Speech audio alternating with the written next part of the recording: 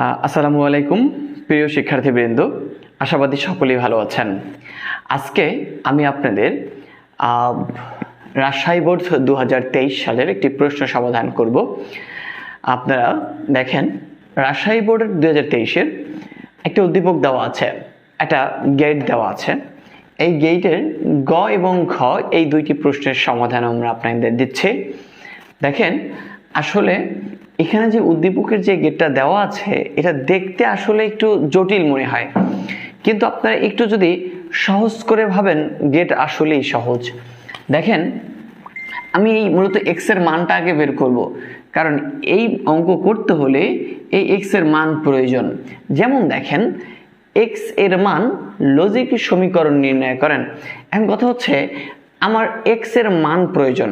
X এর মান হলে আমরা এটার লজিক সমীকরণ নির্ণয় করতে পারবো। দেখেন, এখানে আমাদের ইনপুট হচ্ছে এ।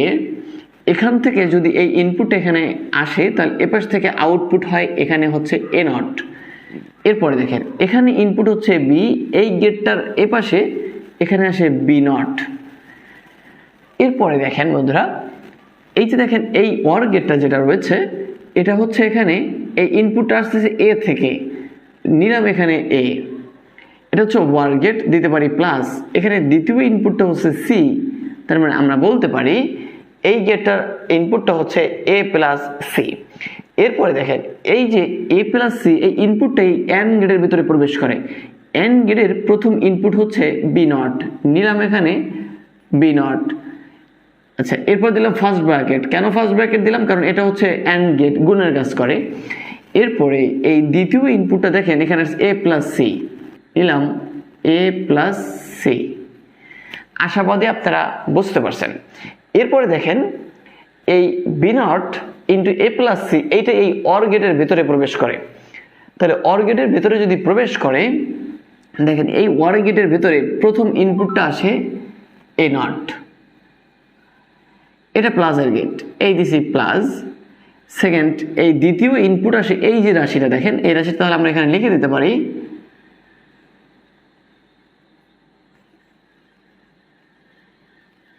জি।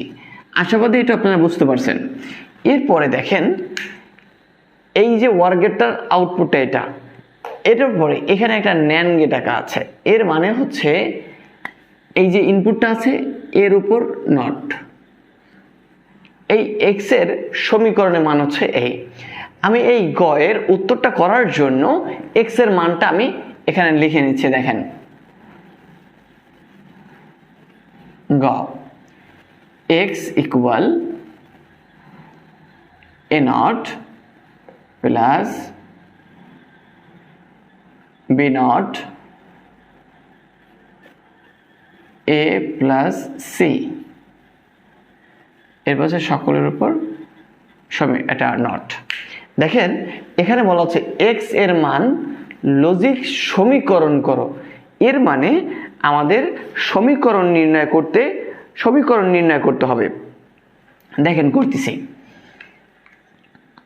এখন দেখেন, এটা সমীকরণ করতে হলে মনে রাখবেন সবার বড় উপরের হোলনাটের কাজটা করতে হয়। এই হোলনাটের কাজ করলে আমার এই হোলনাটের নিচে দুইটা রাশি বানাবেন। যেমন এইটা একটা রাশি, এই বি নট এই গুণের সাথে আছে, সুতরাং এই বি নট থেকে এই পর্যন্ত আলাদা একটা রাশি। এখানে এটা ধরতে পারি আমরা এ, এটাকে ধরতে পারি বি। মনে রাখেন মাঝখানে আছে প্লাস। আমরা জানি এ প্লাস বি হোল নট এর সূত্র হচ্ছে এ নট ইন্টু বি নট। তাহলে এই ক্ষেত্রে এই প্রথম এটা হচ্ছে এ, এই দিলাম নট, এ নট। দেখেন, এই এর উপর দুইটা নট আসছে, এর কারণ কি? এর সাথে একটা নট ছিল, সূত্রে একটা দিয়েছি, এক্ষেত্রে দুইটা হয়েছে। এই প্লাসটা এটা ইন্টু হয়ে যাবে, A not into B not. B হচ্ছে এই দেখেন এই সম্পূর্ণ রাশিটা, এটা লিখবেন। এই বিটা লিখলাম, এই দিলাম নট। দেখেন এ নট ইন্টু বি নট। এরপরে আমরা আমাদের এই হোল নটটা ভাঙবো। এই হোল নটটা ভাঙার আগে দেখেন, আমরা জানি এই যে এখানে আছে এর উপর যে দুইটা নট, এটা আসলে ভেনিশ হয়ে যাবে। কিরকম? দেখেন, আমরা জানি এর উপর দুইটা নট সমান সমান আমরা জানি এই, সেক্ষেত্রে এখানে হচ্ছে এ। এরপর এই নটটা ভাঙবেন। এই হোল নটটা ভাঙার জন্য আমরা এখানে দুইটা রাশি বানাবো। একটা হচ্ছে এই গুণ আকারে যতটুকু আছে বি নট এটা, আর এই জায়গা থেকে এই পর্যন্ত এটা হচ্ছে বি। মনে করেন এটা হচ্ছে সূত্র অনুযায়ী এটা এ, এটা বি, মাঝখানে আছে ইন্টু। তাহলে আমরা জানি এ ইন্টু বি হোল নট এর সূত্র হলো এ নট প্লাস বি নট। তাহলে এই ক্ষেত্রে আমাদের এই যে দেখেন, তাহলে এটা হচ্ছে এ, এই দিছি নট, প্লাস এই যে রাশিটা দেখেন এটা হচ্ছে বি, এই হচ্ছে বি, এই দিলাম not, A not into B not. এরপরে এই দেখেন বি এর উপর ডাবল নট, এই নটটা উঠে যাবে, বি প্লাস এই নটটা যদি ভাঙি এখানে আসে A C, sorry A plus B whole not এর সূত্র দ্বারায় A not into B not. দেখেন বি প্লাস এখানে এ নট সি নট।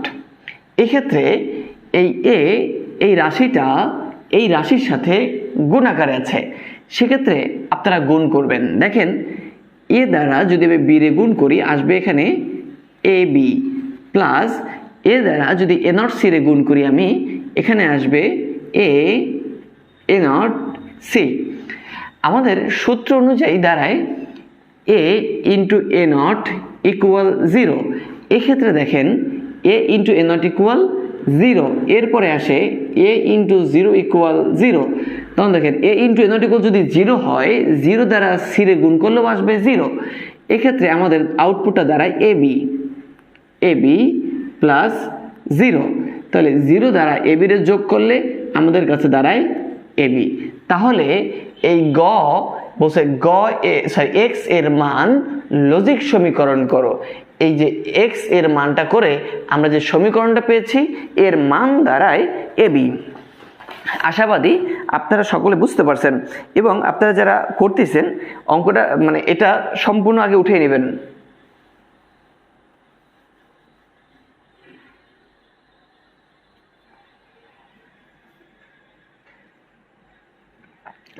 দেখেন এরপরে আমাদের যেই অঙ্কটা দেওয়া হয়েছে ঘতে, ঘটার একটু প্রশ্নটা খুবই মানে আগে পড়ে নেবেন, কারণ অনেক বড়।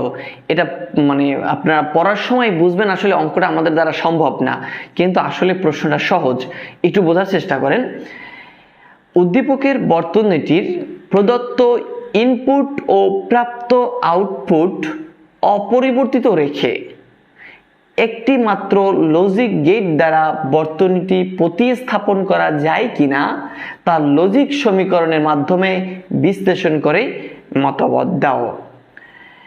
প্রিয় শিক্ষার্থী বন্ধুরা, বুঝতে পারবেন মানে মনে রাখবেন, কোনো গেট দ্বারা প্রতিস্থাপন করা মানে হয়তো ন্যান্ড গেট অথবা নর গেট, এই দুইটা গেটের যে কোনো একটি গেট দ্বারা আপনি বাস্তবায়ন করবেন।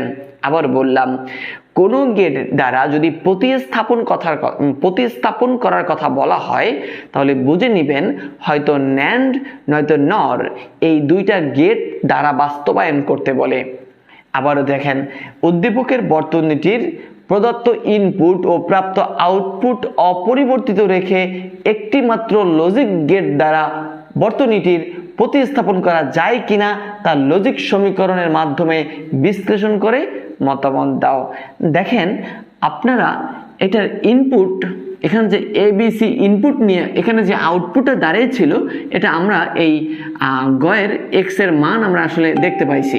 দেখেন এখানে A not plus B not into A plus C এর মাথার উপর আছে হোল নট, এটা ছিল এই গেটের মানে এক্স এর মান। এখন এইটা আমরা যে কোনো একটা গেট দ্বারা বাস্তবায়ন করব। এখানে বলে দেওয়া হয় নাই ন্যান্ড গেট অথবা বলে দেওয়া হয় নাই নর গেট, আপনি কোনটা দ্বারা করবেন, আপনি যেটা দ্বারা করবেন সেটাই হবে, কারণ এখানে স্পষ্ট করে বলে দেওয়া হয় নাই। দেখেন এখানে এটা আমি ন্যান্ড গেট দ্বারা বাস্তবায়ন করি। আপনি এটা করার সময় ঘতে লিখে নেবেন গ থেকে প্রাপ্ত, গ হতে প্রাপ্ত সমীকরণের মান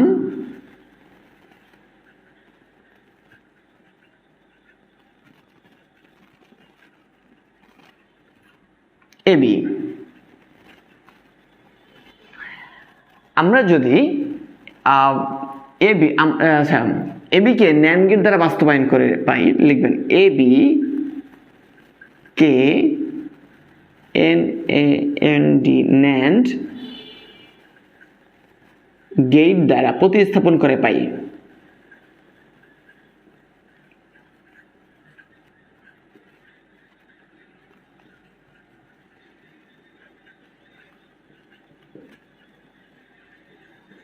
দেখেন আমাদের আউটপুট ছিল এবি। এটা যদি আপনি ন্যান্ড গেট দ্বারা বাস্তবায়ন করেন তাহলে এটার মাথার উপর থেকে দুইটা হোলনাট ধান নেবেন, এবং এখানে কিন্তু ন্যান্ড গেট দ্বারা বাস্তবায়ন করা আমার সম্পূর্ণ হয়েছে। দেখেন যদি না বুঝেন এটা আগে লিখে নেবেন, এর পরবর্তীতে আপনি দুইটা হোলনাট ধান নেবেন। দুইটা হোলনাট ধান নিছি। এখন আমি এই এবি দ্বারা গেট অঙ্কন করব। দেখেন এখানে ইনপুট নেবেন এ এবং এখানে নেবেন বি। এটা যদি গেট অঙ্কন করেন, এই দেখেন এ বি প্রথমে আছে গুণ আকারে অ্যান্ড, এই দেখেন গুণ আকার আছে অ্যান্ড গেট।